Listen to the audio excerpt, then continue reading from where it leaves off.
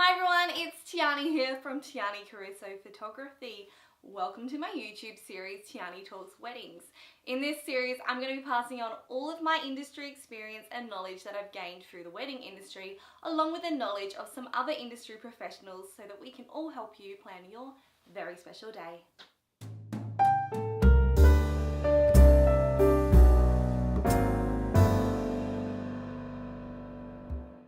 So to start this series off, I thought I would start with a topic that I get asked the most as a wedding photographer, and that is, how long should I allow for wedding photos? The truth is, this is different for every single bride or person for that matter, because everyone wants something different. So the first thing you need to ask yourself is, what parts of the day do I want photographs? Do I want absolutely everything from getting ready in the morning to when you leave the reception venue that night? Maybe you just want getting ready, the ceremony, and a few photos after. Or maybe you want to start your day at the ceremony. It doesn't really matter, but you need to make this decision first. Okay, so this is how I break it down. To begin with, you've got the grooms getting ready. Then you've got the bride and the bridesmaids. From here, you have your ceremony, your family photos, your bridal party and couple photos, and then we finish off with your reception photos. Okay, the groom getting ready. When it comes to the groom, I suggest half an hour to an hour. This is completely dependent on how your groom is as a person. If your groom is someone who's a bit shy and maybe doesn't like being in front of the camera, then I would definitely suggest half an hour. This is plenty of time to get the photos that we need without pushing him to do something that maybe he doesn't really want to do. However, if you've got a groom with a great bunch of friends who are a little bit more fun, an hour is perfect. It gives us time to muck around and lets him enjoy being in front of the camera as well. When it comes to the bride getting ready, I usually suggest an hour and a half to 2 hours.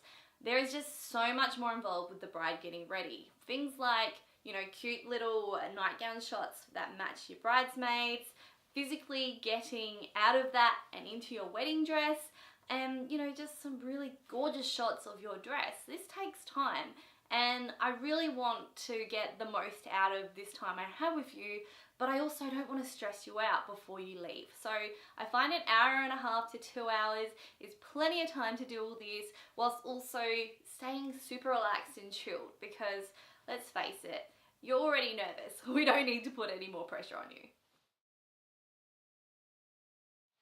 Okay, on to the ceremony.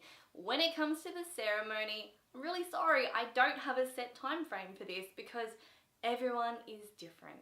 So I highly recommend speaking to your celebrant, your priest, or whoever it is that is conducting your ceremony, and find out from them how long your ceremony is going to go for. What I can suggest is that you allow some time after your ceremony for everyone to congratulate you. If you've got a small wedding with maybe 50, 60 or so people, 10 minutes is usually enough time for everyone to come up, give you a hug, kiss, and go, well done. For larger families, you might want to consider more like 20 to 25 minutes. When it comes to family photos, I suggest allowing half an hour for this.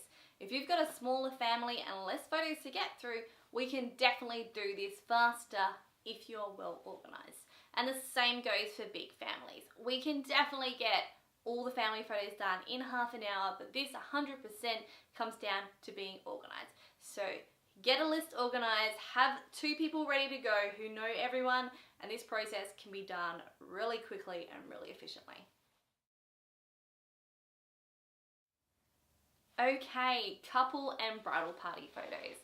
I'm a little bit greedy when it comes to this part of the day, in the sense that I always say, please give me as much time as possible, because I'm just greedy and I want to take lots of photos of you. But the truth is, when push comes to shove, an hour is a good amount of time in one location. If you want to go to more locations, we'll talk about maybe a bit more time, but 1 hour in one location is plenty. Lucky last, reception. When it comes to the reception, this is something you're going to need to speak to your venue about.